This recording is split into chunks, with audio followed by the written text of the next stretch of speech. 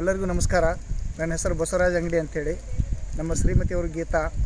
ನಾವು ಸುಮಾರು ವರ್ಷದಿಂದ ಬೇರೆ ಬೇರೆ ಆಸ್ಪತ್ರೆಯಲ್ಲಿ ನಾವು ತೋರಿಸಿದ್ರು ಕೂಡ ಸುಮಾರು ಲಕ್ಷಗಟ್ಟಲೆ ಖರ್ಚು ಮಾಡಿದ್ವಿ. ನಮಗೆ ಮಗು ಆಗಿರಲಿಲ್ಲ. ಆದರೆ ನಮ್ಮ ವೆಂಕಟರಮಣ ಹೆಗಡೆಯವರ ಒಂದು ನಿಸರ್ಗ ಮನೆ ಅಂತ ಆಸ್ಪತ್ರೆ ಇದೆ ಶಿರ್ಸಿಯಲ್ಲಿ. ಅಲ್ಲಿ ಭೇಟಿ ಕೊಟ್ಟಾಗ ನಮಗೆ ಮಗು ಆಗಿದೆ. ಹಾಗಾಗಿ ನಾವು ತುಂಬ ಚೆನ್ನಾಗಿದ್ದೇವೆ ಮತ್ತು ಸಂತೋಷವಾಗಿದ್ದೇವೆ.